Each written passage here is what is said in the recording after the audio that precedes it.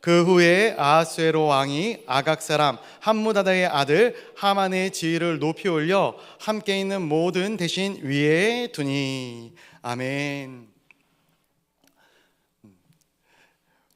오늘도 이 금요 심야 기도에 나오신 우리 사랑하는 성도님들을 진심으로 축복하고 또 환영합니다. 우리들을 한 분 한 분의 삶 가운데 하나님의 살아계심, 하나님의 섭리, 하나님의 역사심이 있는 줄로 믿습니다. 그것을 기억하며 또한 그 하나님의 세밀한 음성 가운데 우리의 마음과 우리의 귀를 기울이는 지혜가 우리 가운데 있어지기를 간절히 소원합니다. 사실 오늘 어떤 본문을 가지고 말씀을 전할까 굉장히 많이 고민을 하다가 설교가 준비가 좀 늦어졌어요.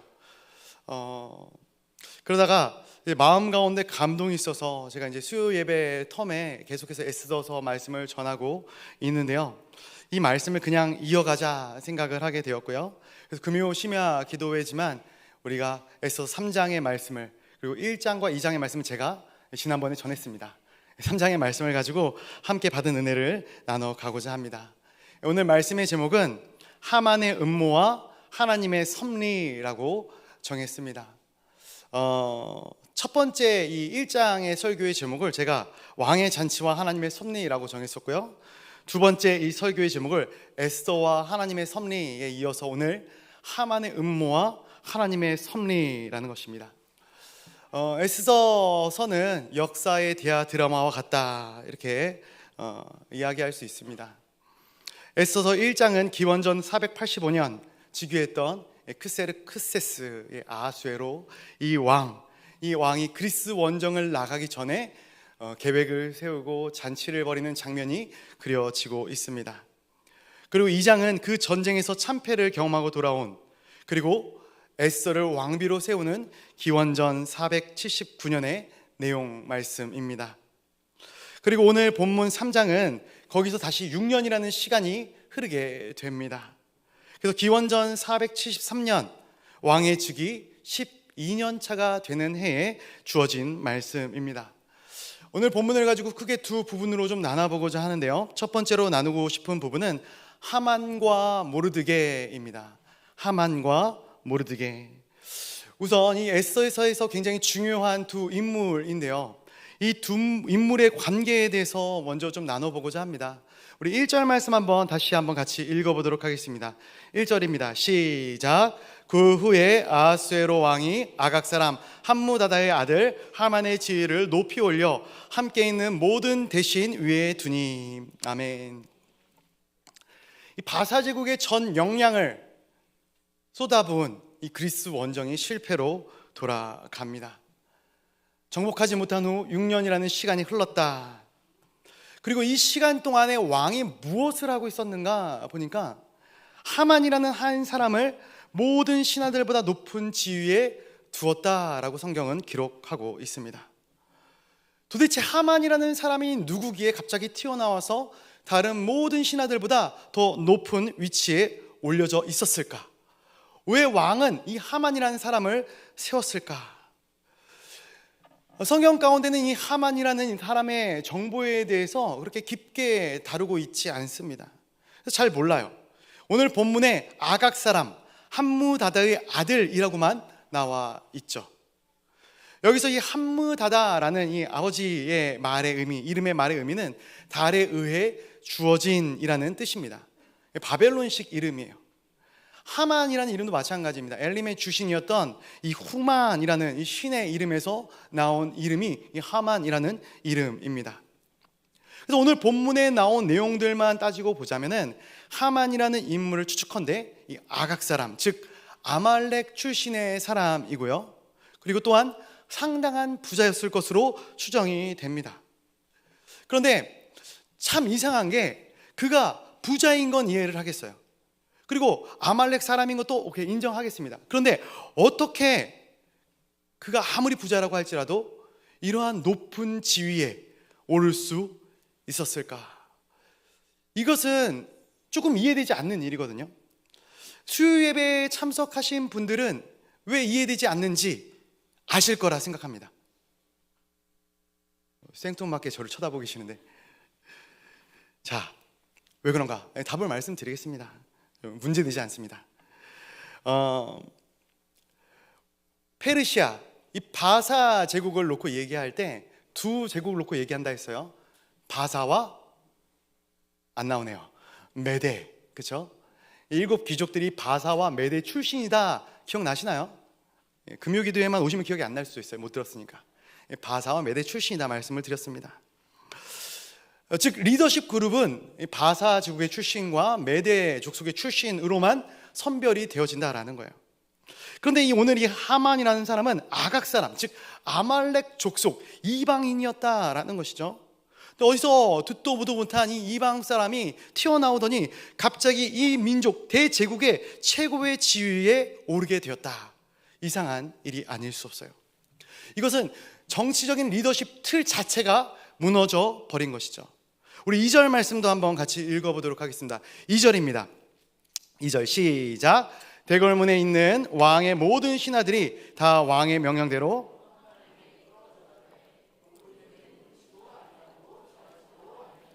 네, 1절에 보니까 하만을 모든 신하들보다 더 위에 세웠다 이야기를 한 것까지는 그래도 그렇구나 이해가 돼요. 근데 왕이 어떠한 명령을 내리고 있냐면은 이 하만에게 절을 하라라는 거예요. 절을 하라. 제가 이 말씀을 아무리 읽어봐도 왜 왕이 이러한 명령을 내렸을까 이해가 되지 않더라고요. 이해하기를 포기했습니다. 그러면서 제가 이렇게 이러한 명령에 대해서 답답한 마음을 가지고 있는데 당시에 이 명령을 따르던 왕의 신하들은 얼마나 답답했을까 그런 생각을 해봐요. 왕이 딱 한 명을 소통의 채널로 세워 놓습니다. 왕이 이렇게 한 명의 신하를 다른 신하보다 더 위에 세워 놓으면은 이제는 그 사람이 왕을 대면할 수 있는 유일한 사람이 되어지게 되는 것이죠. 물론 이러한 어떤 시스템이 전시와 같은 상황에서는 굉장히 유효하다 생각을 합니다. 모든 전쟁의 정보를 한 사람이 다 수렴해서 그리고 그것을 정리해서 필요한 정보만을 전쟁을 전체적으로 주관하고 있는 왕에게 전달하는 것, 굉장히 중요한 일이 아닐 수 없어요. 그러한 측면으로 보자면은 한 명의 인물을 세우는 것이 맞다 생각을 해요. 그런데 오늘 본문의 상황 가운데는 모든 전쟁이 다 끝나고 6년이라는 시간이 흘렀다라는 거예요. 그런데 한 사람을 세워서 그 사람에게 보고를 받아 그 사람에게만 소통하겠다. 이것은 굉장히 큰 문제가 있는 방식인 것이죠. 제가 말씀을 보다가 이 리더십에 대해서 곰곰이 생각을 했거든요. 오늘 그래서 첫 번째는 리더십과 팔로워십에 대한 부분을 이야기하려고 하는데, 리더십에 대해서 생각을 하다 보니까 이 아도왕이 생각나더라고요. 이 아도왕 아시죠? 다윗 왕밖에 모르시죠? 성경에 이제 신실한 인물들만 우리가 알고 역사적으로는 이제 잘 모르시죠. 세종대왕은 아시죠? 아도왕 6세기경 켈트족의 전설적인 리더이죠. 근데 이 아도왕을 이야기할 때마다 따라오는 인물들이 있어요. 누구죠? 원탁의 기사들이라는 인물들이 있습니다. 이 원탁의 기사들, 이 원탁이 뭡니까? 영어 라운드 테이블이라고 얘기하죠. 동그란 테이블을 이야기하는 거예요. 왜 원탁의 기사들이라고 이름을 줬는가? 동그란 테이블에서 함께 앉아서 왕과 신하들이 회의를 하고 있는 모습이 그려지게 되는 것이죠. 무슨 말인가? 아도왕은 자신과 함께하는 부하들을 대할 때 이들을 단순히 부하, 아랫사람으로 대하지 않았다라는 거예요. 비록 이 직급은 왕과 기사의 신분의 차이가 있었지만 이 원탁의 특성상 상석도 없고 말석도 없는 것이죠. 다 똑같은 존재이고 똑같은 위치를 가지게 되는 거예요. 이것이 동역자십을 이야기하는 것이거든요. 따라서 이에 따른 원활한 소통과 공감과 나눔이 이루어지게 되는 것이죠. 근데 오늘 본문에서 이 아수에로처럼 딱 한 사람, 이 하만만 세워놓게 되면은 이 소통의 병목 현상이 일어나게 되는 것이죠. 사람의 의사가, 사람들의 생각이, 신하들의 생각이 왕에게 곧이곧대로 다 전달되어지지 않아요.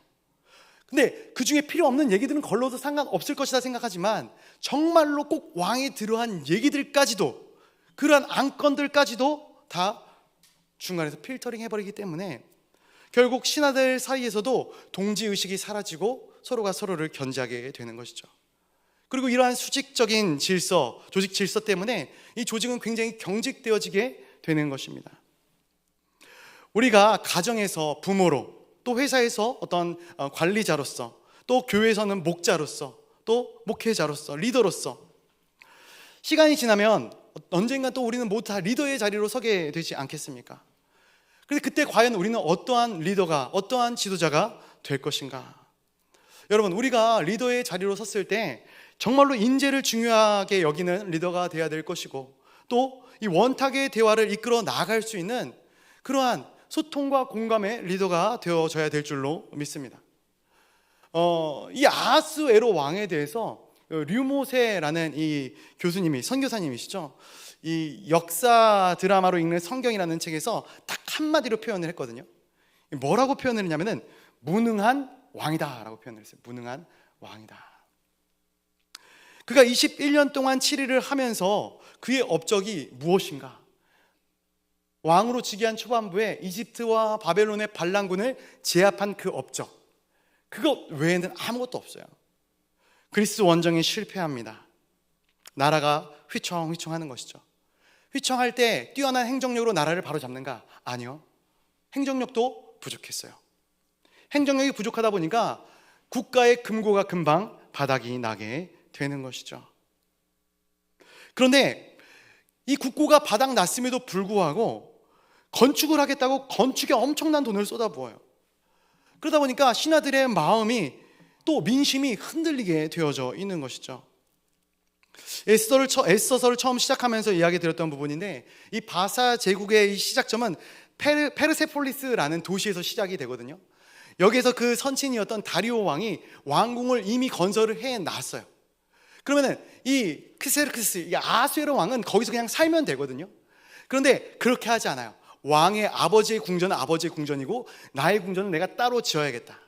그래서 따로 짓고 있는 것이죠. 이미 그리스 원정 때 있는 것 없는 것 다 끌어다 썼거든요. 그럼에도 불구하고 다시금 나의 궁전을 짓겠다 얘기하는 거예요. 저는 이 아하스웨로 왕을 묵상하면서 이 왕이 정말로 현실성이 떨어지는구나 생각을 하게 됩니다. 그러면서 저를 돌아봤어요. 나는 과연 현실성 있는 사람인가? 현실적인 사람인가? 솔직히 목회자들이, 목사님들이 굉장히 경계해야 될 부분이 바로 이런 부분인 중에 하나거든요. 저는 굉장히 어려서부터 사역을 해왔습니다. 청년 시절을 겪어보지를 못했어요. 왜냐하면 청년 때부터 사역을 했거든요. 그래서 계속해서 사역만 해온 사역자들이 일반 성도들이 필드에서 얼마나 열심히 뛰고 있는지, 얼마나 힘들고 어렵게 신앙생활을 하고 있는지 그 상황을 잘 이해하지 못하는 경우가 있더라고요. 그럼 어떻게 되는가? 말씀을 전해도 뜬구름 잡는 얘기를 하는 것이죠. 소통이 되어지지 않는 거예요. 열심히 하나님 믿고 기도해라, 이것이 끝인 거예요. 정말로 그들이 원하는, 이 성도들이 원하는 실질적인 하나님과 이 삶의 현장 가운데서 부딪히면서 겪어야 되는 이 신앙적인 어려움들을 집어내지 못하게 되는 것이죠. 이 마치 마리 앙투아네토가 말했던 것처럼, 물론 그가 얘기하지 않았다 이렇게 얘기하기도 합니다. 백성들이 빵이 없어서 굶주리고 있다 하니까 빵이 없으면 케이크를 먹으면 되지 않겠느냐, 이렇게 얘기하는 것과 같은 그런 이야기를 하고 있는 것이죠. 굉장히 공감 능력이 떨어지는 그러한 설교와 위로가 제 가운데 있지는 않은가 고민을 해보게 되는 거예요. 지도자가 자신이 했던 사역과 일들의 실패를 하게 되면은 사람들에게 귀를 기울이고 사람들의 말을 청종하고, 또 어떻게 보면 때로는 머무는 시간도 필요하지 않겠습니까? 그런데 이 아하스웨로는 그런 시간이 없는 것이죠. 그리고 이 아하스웨로의 또 하나의 문제는 뭐냐면은, 이 지도자로서의 입지가 좁아지면 좁아질수록 사람들을 믿기가 어려워진다라는 거예요. 사람들이 계속 흩어지다 보니까, 그리고 계속 자신을 떠나다 보니까 소수의 사람들에게 집중하게 되어져 있는 것이죠. 특별히 이들 곁에 남는 것이 누군가? 자기에게 아첨하고 잘하는 사람들이겠죠.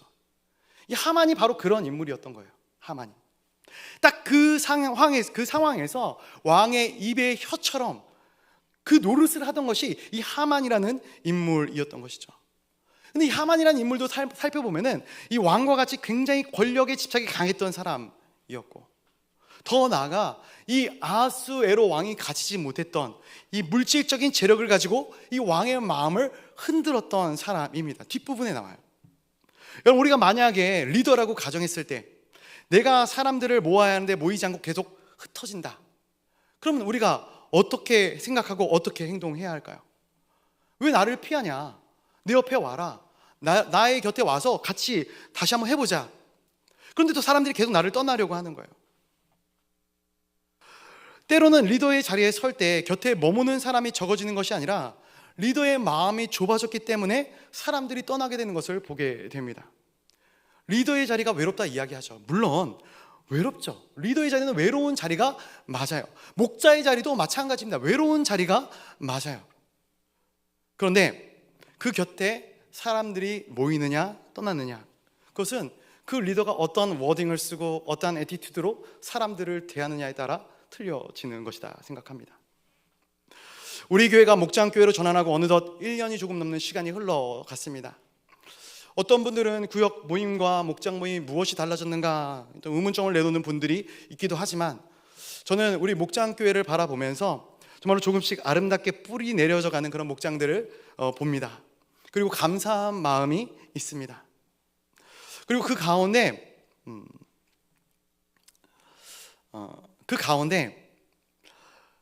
정말로 하나님께서 세운 목자들, 그리고 그 목자들이 잘 목장을 운영하는 그런 아름다운 목자님들 가운데 공통점을 발견하게 돼요.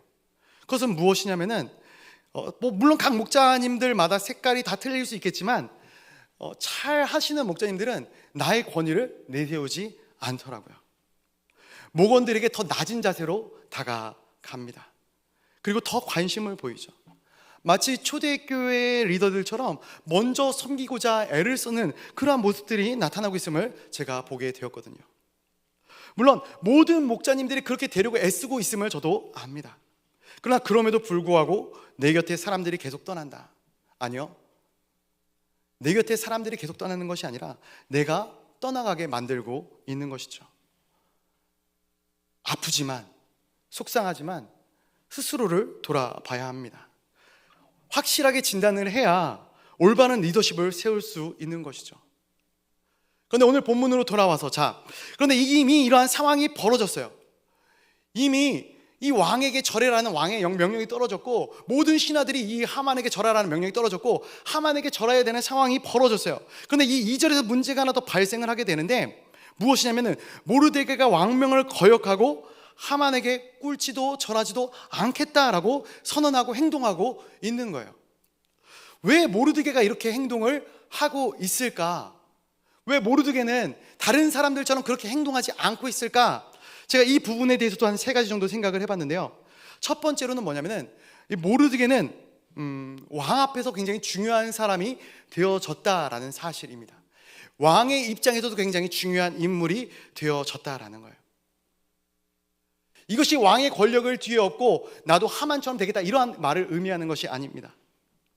사실 이 모르드게의 충성심은 이방인 왕을 섬기고 있다는 점에서, 그리고 오늘 2장 후반절에서 나오는 이 사건의 부분, 그러니까 왕을 음해하려고 했던 그러한 작당들을, 그러한 모함을 미리 알아내서 그래서 신고해서 그 사람들의 이 암살 시도를 막는 그런 역할들을 감당했다는 데에서도 그의 충성심이 증명되고 있는 것이죠. 그래서 저는 이 모르드게라는 인물을 묵상할 때 그가 하만에게 절하지 않는 것은 오히려 왕을 향한 충성심이 아니었겠는가 생각을 해보게 되는 거예요. 무슨 의미냐? 왕 옆에 이 하만이라는 인물이 있음으로 말미암아 이 왕이 온전한 정치를, 온전한 다스림을 이끌어 나갈 수 없다라는 것이죠. 왕에 대한 진심 때문에 오히려 받아들일 수 없는 마음이 모르드게의 마음 가운데 있었다라는 거예요. 두 번째로 이 모르드게에 대해서 생각을 해볼 때 그가 유대인이었다라는 점이에요. 유대인이었다라는 점. 많은 학자들이 이 본문에 대해서 해석을 하면서 당시 바사와 같은 대제국들의 왕들은 어떠한 행동을 많이 취했냐면은 자신을 신격화하고자 하는 행동을 많이 취했다라는 거예요. 우리가 잘 아는 이 바벨론의 느부갓네살 왕도 마찬가지죠. 자신을 향한 신상을 세우고 절하라는 명령을 내리는 장면을 우리가 보게 됩니다. 그런데 이 하만이 그의 준하는 일을 벌이게 되는 거예요. 자기를 신격화하려고 나에게 전하라라는 명령을 내리고 있는 거죠. 오직 여호와 하나님만을 섬기는 모르드게의 입장에서는 그것을 따를 수가 없었던 것입니다. 세 번째로 생각해 볼 수 있는 점은 이 하만이라는 사람의 출신이에요. 이 아각 사람이었다라는 점입니다. 위에서도 말씀드렸지만 이 아각은 아말렉입니다. 아말렉.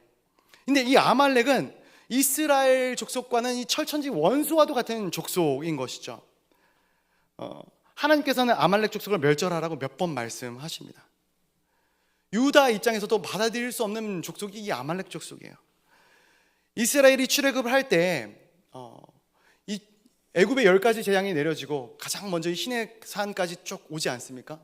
근데 가장 먼저 이 출애굽한 이스라엘 백성들을 괴롭혔던 족속이 바로 이 아말렉 족속입니다.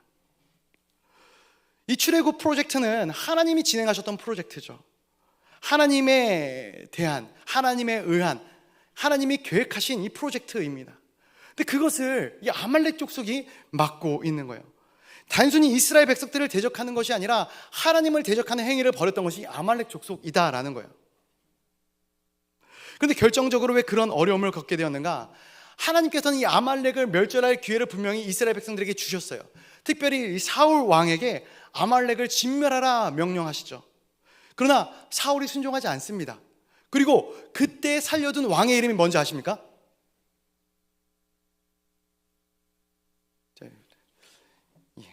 주여 궁일이 여겨주시옵소서.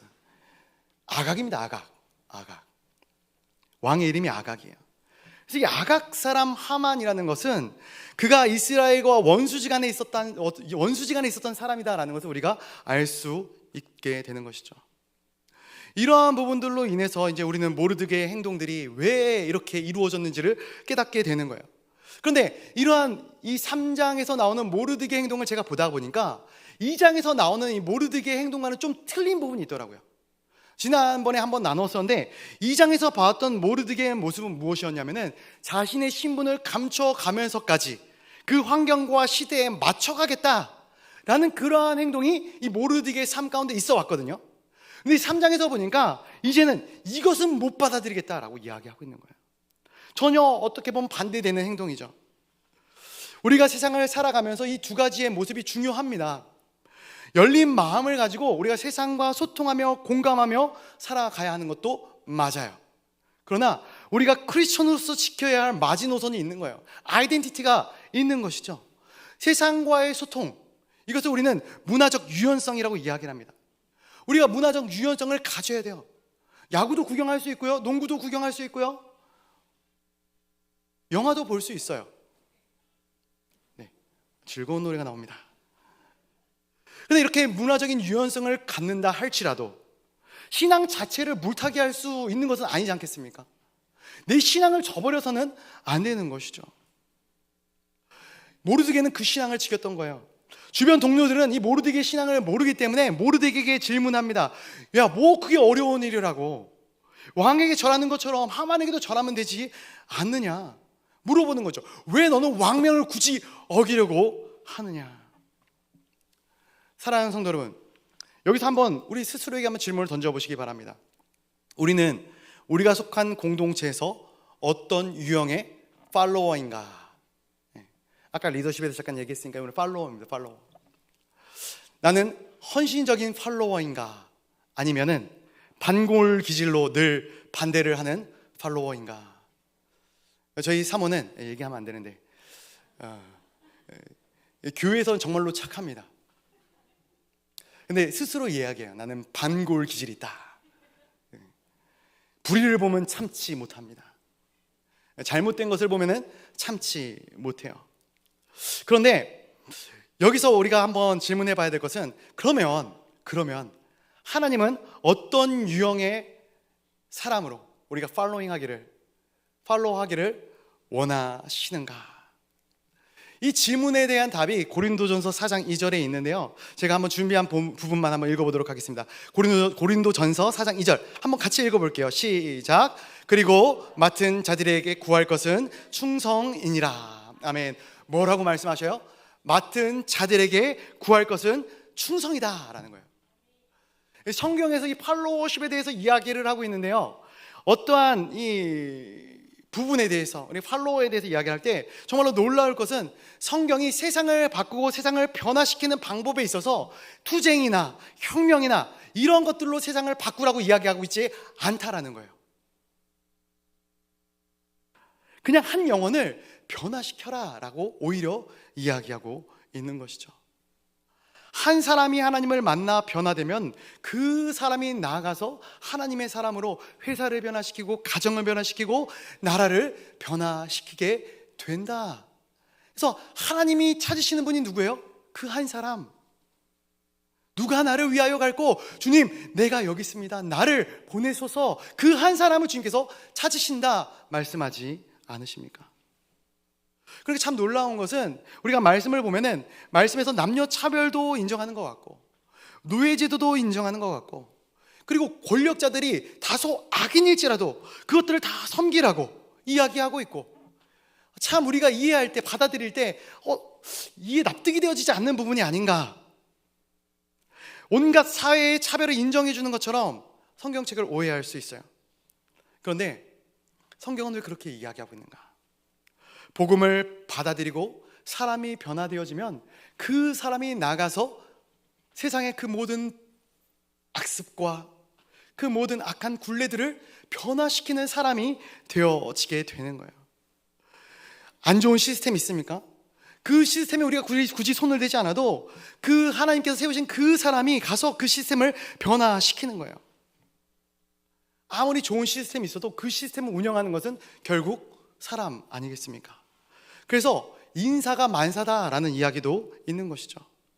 아무리 좋은 시스템을 만들고 아무리 좋은 조직을 만들어 놔도 사람이 엉망이면, 그것을 운영하는 사람이 엉망진창이면은 아무 소용이 없는 거예요.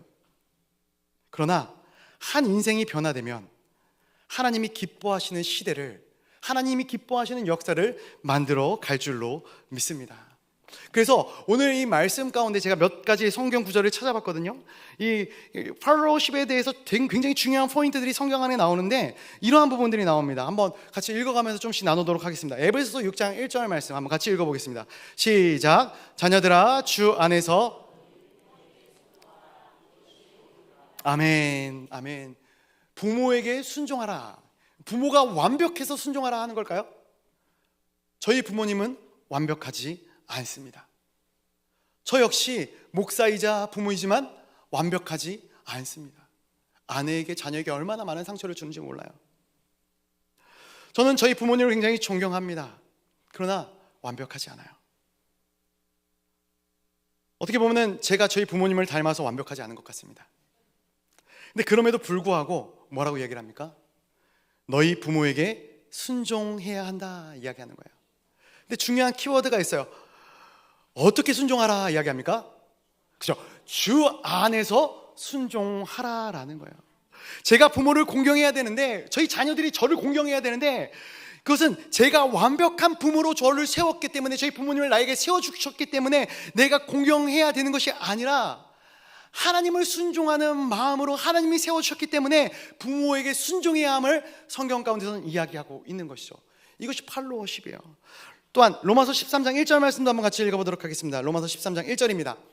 같이 보겠습니다. 시작. 각 사람은 위에 있는 권세 복종하라. 권세는 하나님으로부터 나지 않음이 없나니 모든 권세는 다 하나님께서 정하신 바라. 아멘. 이 말을 누가 하고 있는지 아십니까? 모르시는군요. 로마서는 누가 썼습니까? 바울이 썼죠. 그렇죠? 사도 바울이 이야기하고 있는 거예요. 초대교회에 굉장히 혁신적인 이 부흥운동을 일으켰던 사도 바울이 이 말을 하고 있는 거예요. 굉장히 구시대적인 발상이 아닌가 생각이 되어질 정도로 다분한 얘기를 하고 있는 거예요. 투쟁하거나 혁명하라고 이야기하지 않습니다. 위에 있는 권세자들을 선악간에 판단하기 이전에 그들을 지도자로서 하나님이 세우셨다는 것을 너희가 먼저 인정하라는 것을 이야기하는 거예요. 그것이 무엇을 인정하는 것인가? 하나님께서 역사의 주관자이심을 인정하고 신뢰하라라는 거예요. 오늘 말씀의 제목이 뭡니까? 하만의 음모와 하나님의 섭리지 않습니까?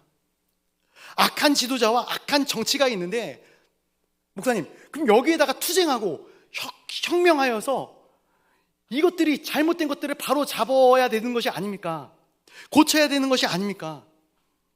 이렇게 이야기할 수 있어요. 아니요. 그 악인이 세워져 있는 가운데도 하나님은 하나님의 일을 행하시는 줄로 믿습니다. 그 악인을 세운 것까지도 하나님께서 행하신 일들 중에 하나임을 믿으시기 바랍니다. 그렇다면 그것을 신뢰한다면 그 시대를, 그 상황과 그 환경을 믿음으로, 신앙으로 살아갈 수 있게 되는 것이죠. 또 한 구절 읽어볼게요. 사무엘상 3장 1절 말씀. 자, 같이 읽어보겠습니다. 시작. 아이 사무엘이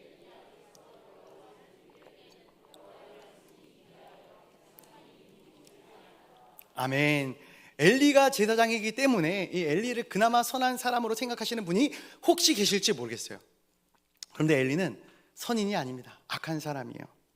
잘못된 사람입니다. 그런데 그럼에도 불구하고 하나님은 하나님의 종 나실인 사무엘을 엘리 옆에 붙이셔요. 엘리를 섬기게 하셔요. 하나님을 섬기는 마음으로 그 자리에 서 있으라 명령하셔요. 왜 그런가? 그를 세우고 내리는 것은 하나님이 하시는 일이기 때문에 그렇다라는 거예요. 마음에 안 든다고 내가 멋대로 판단하고 멋대로 평가하고 그것이 아니다라는 것이죠. 정말로 근데 충격적인 것은 에베소서 6장 5절에 나옵니다. 자, 에베소서 6장 5절 한번 같이 또 읽어보도록 하겠습니다. 시작. 종들아 두려워하고 떨며, 처음부터 다시 읽어보겠습니다. 자, 다시 한번 처음부터 시작. 종들아 두려워하고 떨며 성실한 마음으로 육체의 상전에게 순종하기를 그리스도께 하듯 하라. 아멘. 육체의 상전에게 순종하기를 누구에게 하듯 하라고요? 그죠? 죽게 하듯 하라, 그리스도께 하듯 하라 라고 말씀하고 있는 거예요. 사랑하는 성도 여러분, 회사에 마음에 들지 않는 리더를 주님을 섬기듯이 섬겨보시기 바랍니다. 별로 마음에 안 드는 표정이신데 우리의 부모님들을 주님을 섬기듯 섬겨보시기 바랍니다. 여러분들의 공동체의 리더를 그리스도를 섬기듯 섬겨보십시오. 어떠한 일이 일어나는가?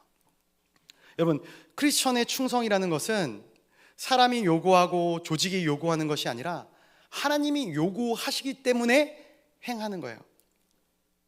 제가 말씀을 준비하면서 이 말씀을 하나님께서 오늘 저에게 주시려고 이 말씀을 준비하라 말씀하셨구나, 이런 생각을 지워버릴 수가 없어요. 크리스천의 캐릭터로서 하나님이 요구하시는 것이 충성이에요. 충성. 그런데 내가 하나님께 충성하기 위해서 리더들에게 충성을 하게 된다면 비굴하지 않을 수 있겠구나 생각되어지는 것이죠. 내가 단순히 사람의 질서로, 사람의 생각으로, 이권으로 그냥 잘 보이기 위해서 이 상황과 환경을 모면해 나아가기 위해서 순종한다면, 충성한다면 비굴한 거예요. 안타까운 거예요. 그러나 하나님께서 나에게 요구하시기 때문에 내가 마땅히 감당할 수 있다. 그것은 비굴하지 않을 수 있는 것이죠. 열린 마음을 갖되 그 중심의 기준을 아버지 하나님께 둘 수 있어요. 그게 오늘 하나님께서 저에게 주신 감동이었고 오늘날 우리 크리스천들이 가야 할 팔로우십이 아닌가 생각을 해보게 됩니다. 머무는 순간 충성을 다하면서 하나님의 뜻을 구하자. 그럼 그 다음 스텝은 하나님께서 책임져 주시겠구나. 근데 저는 이제 교육자로서 어떻게 보면 이게 소명이고 사명이기 때문에 늘 이렇게 말씀 안에서 살고자 애쓰고 노력하는 부분들이 있어요. 그런데 제가 감동하는 것은 늘 사회의 최전선에서 일하시면서 또 쉬는 그 시간을 주님께 충성으로 바쳐드리는 우리 성도님들, 저는 어떻게 보면 교육자이기 때문에 이 시간에 나와 있을 수밖에 없어요. 빠지면 혼나거든요. 저 오늘 설교인데, 그렇죠? 그런데 내 피곤한 시간, 텔레비전 보며 즐길 수 있는 시간, 내 자녀와의 화목한 관계를 누릴 수 있는 그 시간을 쪼개서 이 자리에 나온 우리 성도님들을 바라볼 때 정말로 놀라운 은혜와 감동이 있음을 경험합니다. 또 제가 하나의 부분이 있는데, 지난주 영성위원회 주관으로 예배를 드리면서 우리 사랑하는 찬양팀을 바라보며 마음 가운데 감동이 있었거든요. 이 감동은 그분들이 막 찬양을 잘해서, 어떤 놀라운 어떤 스킬을 보여줘서가 아니었습니다. 주중에 우리 신동명 장로님과 카톡으로 대화를 나눴는데, 장로님께서 저에게 이러한 질문을, 장문의 문제였는데 한 구절이 이렇습니다. 우리 찬양팀이 무난하게 하지 않았습니까? 제 말은 이렇게 들렸어요. 무난하게 너무 잘하지 않았습니까? 그래서 제가 단문을 드렸습니다. 네, 잘했습니다. 이렇게 얘기했을까요? 장로님, 솔직히 말씀을 드리면 계속 틀려서 제 마음이 조마조마했습니다. 여기서 장로님과 저의 의견이 갈렸어요. 근데 같이 공감하는 부분이 있었어요. 대원들이 열심히 하나님께 찬양드리고자 하는 중심을 주님께서 귀하게 보실 것 같다라는 장로님의 말씀과, 저 역시도 제가 담당하고 있는 염소위원회 합신기도 대원분들이 앞에 나와 찬양하기 위해서 자신들의 시간을 내어놓고 마음과 에너지를 내어놓고 충성하시는 모습을 바라볼 때 정말로 감사하고 뿌듯한 마음이었다라는 것이죠. 여러분들은 어떻게 보셨을지 모르겠지만 주중에 수요일, 목요일 또 그 전주까지 그 힘든 시간에 계속해서 교회에 모이셨었거든요. 연습하고 또 연습하셨었거든요. 그게 결과가 그 모양이냐 이렇게 얘기하면 저도 할 말이 없습니다. 그런데 저는 굉장히 큰 감동이 있었어요. 그 모이는 시간들, 그 에너지들, 그것은 실력을 뛰어넘는 감동이었거든요. 사랑하는 성도 여러분, 우리가 속하여져 있는 공동체가 있을 줄로 압니다. 그것이 교회이든 사회이든 가정이든. 간절히 소원하기는 우리로 인해, 사랑하는 우리 성도님들로 인해 그 공동체 안에서 하나님의 선한 계획과 뜻들이 아름답게 이루어져 나가기를 간절히 소원합니다. 우리를 통해서 우리가 리더로 서 있다면 라운드 테이블, 예수님께서 12제자를 대하셨던 것처럼 우리도 아름다운 사랑의 공동체를 만들어 나아가기를 간절히 소원하고요. 또한 우리가 팔로워의 위치에 있다면 하나님을 향한 충성으로 섬기며 그 공동체에 하나님의 뜻이 이루어지기를 기도하는 그러한 팔로워들이 되시기를 간절히 소원합니다. 두 번째로 나누고 싶은 부분은 이겁니다. 하만의 음모와 하나님의 섭리. 하만의 음모와 하나님의 섭리라는 부분입니다. 우리 4절과 5절 말씀을 한번 같이 읽어보도록 하겠습니다. 4절부터 5절까지입니다. 시작. 날마다 권하되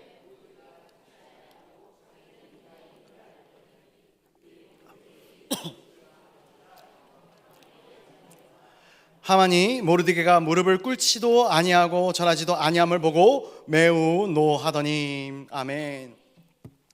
처음에 이 하만은 모르드게가 자신을 향해 무릎을 꿇지 않는다는 사실을 모르고 있었어요. 어떻게 모를 수가 있었을까 생각해 보면은 정말로 너무나도 많은 신하들이 있었던 것이죠. 그래서 한 사람이 절을 하지 않는 것에 대해서 몰랐을 수 있어요. 다른 한 사람이 그것을 고자질하는 거예요. 그렇게 하만은 모르드게가 자신에게 절하지 않는다라는 사실을 알게 됩니다. 그리고 나서 오늘 본문에 보니까 어떻게 이 하만의 감정을 표현하고 있냐면은 매우 노하였다라고 감정을 표현하고 있어요. 근데 여기서 나오는 노하였다라는 단어를 우리는 에스더 1장에서 찾아볼 수 있거든요. 이 아하스웨로 왕비 와스디가 자신의 요청에 응하지 않자 분노합니다. 이때 이 분노와 이 하만의 분노가 같은 이 표현, 같은 어원을 가지고 있는 것이죠. 그러니까 아하스웨로와 하만이 굉장히 닮아 있는 부분이에요. 저는 유유상종이라고 생각을 합니다. 하만의 입장에서 내가 왕의 권세를 등에 업고 호가호위하고 있는데 네가 감히 나에게 버르장머리 없는 이 모르드게를 받아들일 수가 없었던 것이죠. 특별히 이 하만의 이러한 감정, 이 분노의 감정이 차고 나서 이 모르드게를 쳐다봤더니 모르드게가 어느 족속의 사람인가, 유대인이라는 그러한 이 모르드게 출신의 신분을 알게 되었던 것이죠. 그리고 이 하만의 마음 가운데는 이 모르드게 한 명으로는 끝내서는 안 되겠다, 이 마음이 들어섭니다. 아예 유대인 전체를 이 기회에 다 쓸어버릴 계획을 생각하게 되는 것이죠. 이 하만의 성정을 우리가 알 수 있는 것 같아요. 학자마다 의견이 다 갈리지만 당시에 바사 제국 안에 살고 있었던 유대인의 숫자는 제일 적게 말하는 사람이 70만, 맥시멈이 300만이다 이렇게 이야기를 합니다. 사실 이 바사 제국이 이 팔레스타인 지역 전체까지 커버하고 있었기 때문에 저는 이 70만이라는 이 인원보다는 300만에 가까운 유대인들이 그 지역 안에 살았다 생각을 합니다. 만약에 이 모르드게가 하만을 막지 않았다면 이 300만 명이나 되는 사람들이 다 몰살을 당할 위기가 지금 이스라엘 백성들 유대인의 눈 앞에 채워져 있는 것입니다. 더군다나 그냥 이 바사 제국 안에 살고 있는 사람들 뿐만이 아니라 포로 기환으로 인하여서 이스라엘 예루살렘으로 다시 돌아갔던 이 유대인들도 그 에어리 안에, 그 범주 안에 다 속하지 않습니까? 그들까지도 죽음을 면하지 못하게 되는 것이죠. 그럼 도대체 왜 이렇게까지 한 민족의 씨를 다 말리려고 하는가? 물론 이 하만이 워낙에 포악한 성정의 사람이었기 때문이기도 하지만 역사가였던 요세푸스의 말에 의하면은 이런 표현을 쓰고 있어요. 하만은 자신의 민족을 몰살하려고 했던 이스라엘에 대해 깊은 원한을 품고 있었다라고 기록을 합니다. 그러니까 이 하만과 모르드게를 생각해 볼 때 이 원수가 지금 외나무 다리에서 만난 상황인 것이죠. 이 둘이 서로를 받아들일 수 없는 것, 이것도 굉장히 역사적으로 깊은 골이 있었기 때문이다 볼 수 있는 거예요. 그렇다면 여기서 저는 한 가지 또 생각을 해봤어요.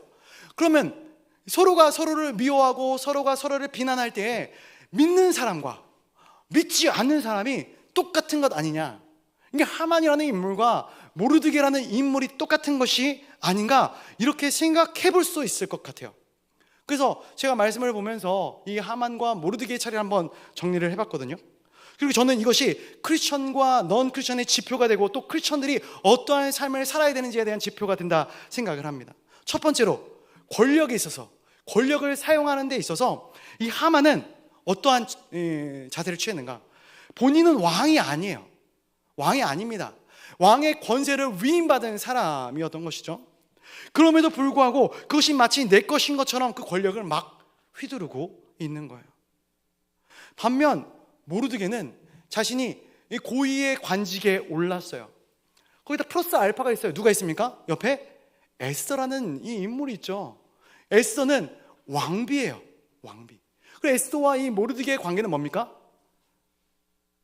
사촌 동생인가 동시에 수양딸이었다, 그렇게 기록하고 있지 않습니까? 만약에 이 모르드게가 그 사실을 밝혔다면 왕궁 안에서의 그의 입지가 수직으로 상승하지 않았을까?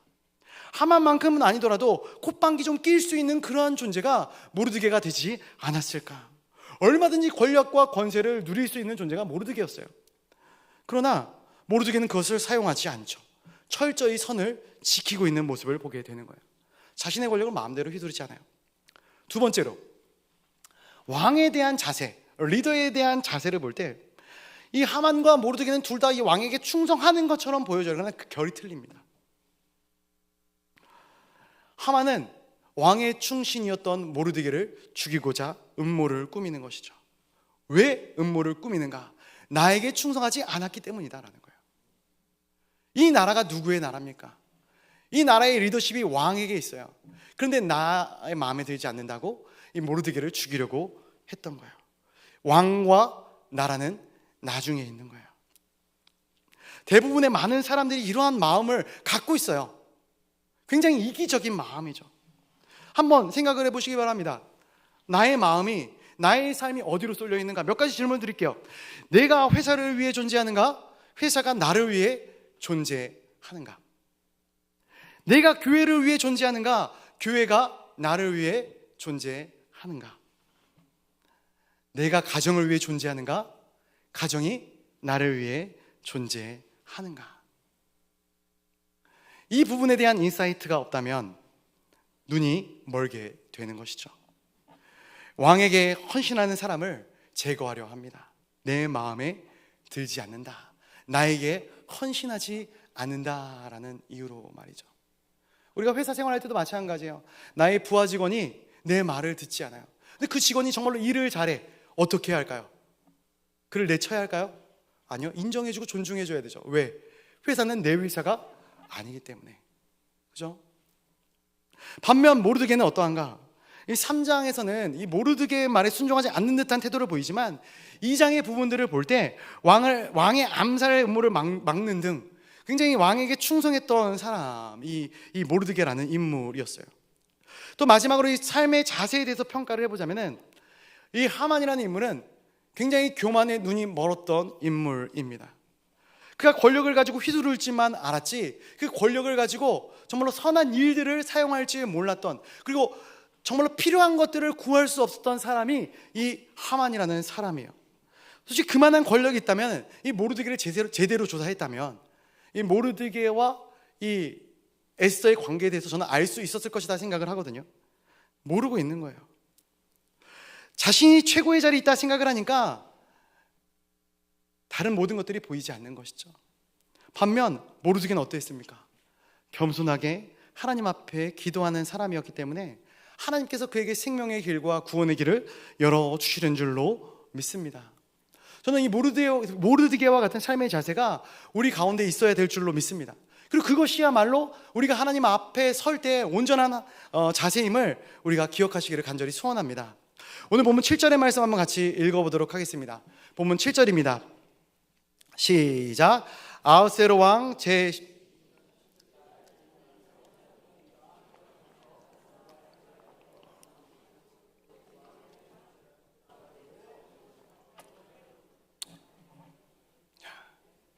감사합니다. 1등으로 읽으신 분이 누구시죠? 많이 피곤하시죠? 아직 많이 남았습니다. 이제 하만의 음모가, 유대인들을 죽이려는 음모가 발휘가 됩니다. 그리고 이제 어떠한 일이 일어나는가, 이 7절에서 보니까 거사를 진행하는 달에 대한 제비를 뽑는 것을 보게 됩니다. 사람들이 하만 앞에서 제비를 뽑았다. 그리고 정해진 날짜가 12월이었다라고 이야기를 하고 있어요. 참 놀랍지 않습니까? 저만 놀라운가요? 저만 놀랍죠? 네. 여기서 하나님의 일하심이 또 드러나는 것이죠. 12절 말씀을 보면은 1월 13일에 왕의 조서를 전국에 공포했다라고 기록하고 있어요. 1월 초반에 제비를 뽑았는데, 생각해 보십시오. 말씀을 집중해서 잘 보시고 잘 들으셔야 말씀이 보입니다. 자, 1월에 제비를 뽑았는데 이 일의 시행이 2월이나 3월에 시행이 된다. 이스라엘 백성들이 살았을까요? 죽었을까요? 죽을 수밖에 없게 되는 거예요. 대책도 세우지 못한 채 그냥 개죽음을 당할 수밖에 없는 상황이 연출되고 말 것입니다. 그런데 몇 월이요? 12월입니다. 12월. 이것이 하나님의 은혜인 것이죠. 정말 잠언서의 말씀처럼 16장 30절에 이렇게 되어 있는데, 제비는 사람이 뽑으나 모든 일을 작정하기는 여호와께 있느니라. 아멘. 이 일들을 하나님께서 작정하신다라고 이야기하고 있는 거예요. 근데 여기서 또 하나의 놀라운 은혜를 제가 발견을 하게 되는데, 유대인들에게서 이 니상을 정월에 6월절이 있습니다. 6월절. 그러니까 1월에 6월절이 있어요. 그리고 마지막 12월인 이 아달월에 이 에스더서에서 나오는 절기가 뭐죠? 뭡니까? 불임절이에요. 불임절이 있어요. 이 6월절과 이 불임절의 의미는 둘 다 구원이에요. 구원. 한 해의 시작과 한 해의 끝에 하나님의 구원의 역사가 숨겨져, 아니 대놓고 있더라고요. 정말로 하나님께서 얼마나 이 이스라엘 백성들을 사랑하시는지, 하나님께서 하나님의 백성들을 사랑하시는지가 이 말씀을 묵상하는 내내 제 마음 가운데 감동으로 느껴지게 됐습니다. 그런데 또 본문을 묵상하다 보니까 어떻게 보면은 이러한 일들이 안 일어났어야 되는데, 일어나는 것 자체가 이스라엘 백성에게는 정말로 두렵고 떨리는 일이 아니었을까. 모든 이스라엘 백성들을 다 죽인다라는 소식을 들었을 때에 이스라엘 백성들의 마음 가운데는 얼마나 두렵고 떨리는 마음이 있었겠는가 생각을 해봅니다. 우리에게도 두렵고 떨리는 일은 언제든지 찾아옵니다. 그리고 우리에게 두렵고 떨리는 일이 찾아올 때 우리는 많은 순간 이러한 생각을 해요. 어떻게 하나님의 백성을 이러한 어려운 상황 가운데 내놓으실 수 있습니까? 하나님께서 과연 살아계신 것이 맞습니까? 지금 이스라엘 백성들은 그렇게 고백할 수 있어요. 하나님, 300만이나 되는 이스라엘 백성들을 한순간에 멸절시킨다는 것이 과연 하나님의 뜻입니까? 하나님, 이게 말이 되는 것입니까? 어떻게 이러실 수 있습니까? 그러나 이 암담하고 참혹한 상황과 현실 가운데서도 하나님께서는 끊임없이 하나님의 일을 하고 계시더라고요. 그러다 보니까 저는 신뢰가 생겼거든요. 어떤 신뢰가 생겼냐면은 고난 중에, 우리가 정말로 어려운 중에 하나님께 구하지 않습니까? 하나님 도와달라고. 근데 하나님이 응답하지 않고 침묵할 때가 있어요. 근데 그 침묵 가운데 일하시는 하나님을 신뢰합니다. 우리가 어두운 터널을 걸어갈 때 이 작은 빛이라도 있으면 너무나도 좋겠어요. 깜깜해요. 아무것도 보이지 않아요. 그 터널의 끝이 마치 우리를 죽음의 길로 내모는 것 같은 느낌을 받을 수가 있어요. 그러나 그 순간에도 하나님이 일하고 계시더라라는 것이죠. 마지막 달 12월을 뽑게 하셨습니다. 네. 별 감흥이 없네요. 전 박수 칠 줄 알았는데, 박수 치라는 소리 아닙니다. 치지 마십시오.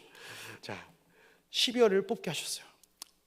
야, 이스라엘 백성들에게 얼마나 큰 이 시간을 벌 수 있는 은혜의 소식일까. 그런데 이 일이 진행되기까지의 이 과정들을 보게 되면은 하만이 왕에게 거짓 간청을 하고 거짓 보고를 하거든요. 그리고 이스라엘 백성들에게 이 백성들을 몰살할 계획을 세우는데 그 과정 가운데 이스라엘에게 이 아하스웨로 왕이 거절할 수 없는 그러한 조건을 걸어요. 그게 뭐냐면은 이 은 1만 달란트를 왕의 재정으로 헌납하겠다라는 것이었어요. 역사가 헤로도스에 의하면은 당시에 이 바사 제국의 1년 세금, 1년 세수가 은 1만 5천 달란트였다 이렇게 얘기를 합니다. 이러면 이 하만이라는 하나의 인물이, 한 명의 인물이 왕에게 몇만 달란트를 준다고요? 은 1만 달란트를 준다는 거예요. 1만 달란트. 엄청난 금액이죠. 여기에 왕의 마음이 녹아버리는 거예요. 아무것도 묻지도 따지지도 않고, 아이고 우리 착한 하만아, 네 하고 싶은 대로 하렴. 하만에게 왕의 인장을 넘겨주는 것이죠. 우리가 회사에서 CEO라고 할 때 부하 직원이 우리에게 와서 이러한 이야기를 합니다. 사장님, 회사의 사정이 좀 좋지 않아서 한 100명에서 1000명 사이로 인원을 감축해야 할 것 같습니다. 그럴 때 우리가 만약에 사장이라면 어떻게 해야 됩니까? 내가 잘리는 건 아니니까 그냥 한번 100명, 1000명 잘 잘라봐라. 그렇게 얘기하시겠습니까?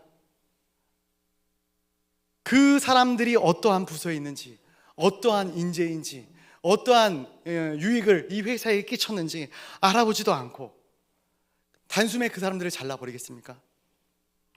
지금 이 민족이 어떠한 민족인지 묻지도 따지지도 않아요. 왜? 하만이 보고를 할 때 그냥 한 민족이라고 얘기를 했지 이스라엘 민족이라고 얘기를 하지 않았거든요. 그냥 한 민족이 있는데 이 민족을 척결해야겠습니다. 왕에게 이야기를 하고 있는 거예요. 근데 왕이 그냥 수락해 버리고 마는 것이죠. 하만도 왕도 참 악하다라는 생각이 듭니다. 나라를 다스리는 것에 대한 마음을 잃어버리고 백성들에 대한 마음을 잃어버린 지도자, 그 지도자가 어떻게 바른 정치를 할 수 있겠는가. 그래서 오늘 이 3장의 가장 마지막 15절 말씀을 한번 같이 읽어보도록 하겠습니다. 15절 말씀입니다. 같이 한번 보겠습니다. 시작. 역졸이 왕의 명령을 받들어 급히 나가매 그 조서가 도성 수산에도 반포되니 왕은 하만과 함께 앉아 마시되 수산성은 어지럽더라. 아멘. 제가 이 3장의 말씀을 예전부터 이제 애써서는 설교를 계속해 왔었으니까 다시 한번 이번 기회를 들어 묵상을 하면서 보게 되는 것은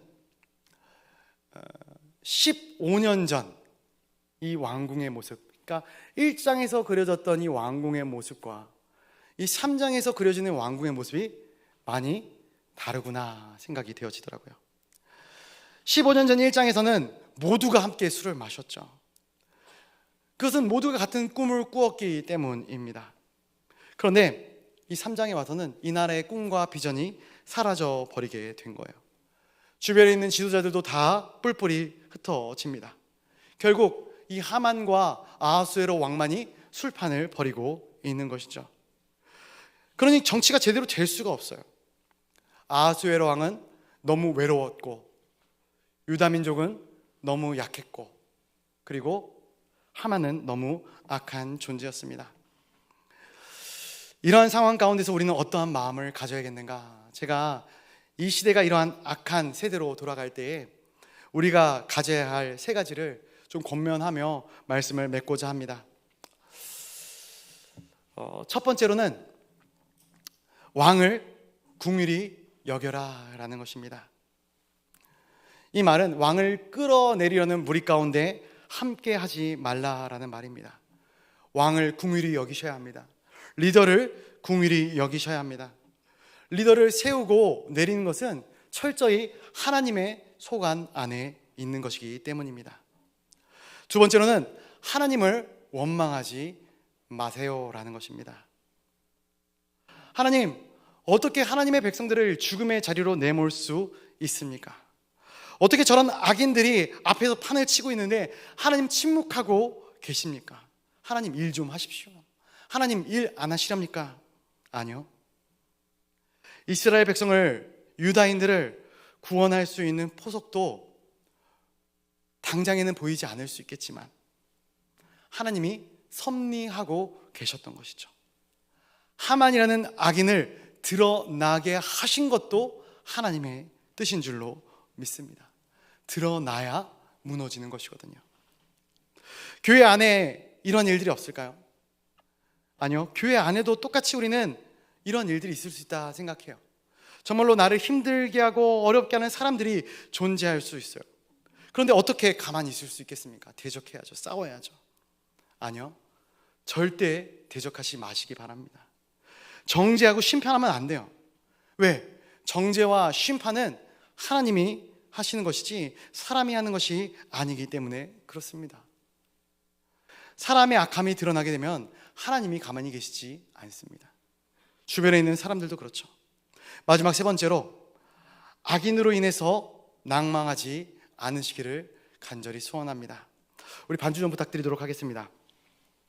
시편 1편 6절의 말씀을 보니까 우리가 잘 아는 말씀이죠. 무릇 의인들의 길은 여호와께서 인정하시나 악인의 길은 망하리로다. 아멘. 의인의 길은 사람들이 몰라줄지라도, 내 가족이, 내 직장의 상사가, 내 부하 직원들이 몰라줄지라도, 내가 목자로 수고하는 것을 목원들이 몰라줄지라도, 내가 목원으로 열심히 섬기고 기도하는 것을 내 목자가 몰라줄지라도 여호와께서 인정하신다 말씀하십니다. 저는 그걸로 충분하다라는 마음의 감동을 얻었습니다. 하나님이 알아주시고, 하나님이 신뢰해 주시고, 하나님이 잘했다 칭찬해 주시면 사람의 칭찬이 뭐가 중요하겠습니까? 사람의 인정이 뭐가 중요하겠습니까? 이 시간 같이 기도하기를 원합니다. 사실 우리가 죄 많은 이 세상을 크리스천으로 살아나간다는 것이 정말 쉽지 않은 일인 것 같습니다. 늘 손해봐야 하고 세상적인 기준으로는 정말로 힘들고 어려운 일들이 많이 있을 수밖에 없습니다. 그러나 그런 억울한 일들을 당할 때 절대 사람 보지 마시기를 간절히 소원합니다. 하나님께서 여러분들을 위로해 주시고 하나님께서 하나님의 백성들을 만져주실 것입니다. 그 백성의 믿음을 잃지 않게 끝까지 붙잡아 주실 것이고, 결국은 모든 것이 합력하여 선을 이루시는 하나님의 역사를 보게 해 주실 줄로 믿습니다. 오늘 이 시간 그 믿음을 마음 가운데 새기며 우리가 우리 자신을 향하여 선포하며 나아가기를 간절히 소원합니다. 사랑하는 내 자신이여, 이 땅 가운데 크리스천으로서 외롭지만 담대히 세워져 나가고 있는 내 자신이여, 강하고 담대할지어다. 사람 바라보지 아니하고 오직 주님만을 바라보는 권속으로 다시 한번 일어날지어다. 하나님의 구원의 섭리는 반드시 이루어질 줄로 믿습니다. 우리가 매순간 삶의 순간 승리하는 삶을 살게 하여 달라고 우리 말씀 붙들고 주님의 이름을 크게 한번 부르짖고 기도의 자리로 나아가도록 하겠습니다. 주여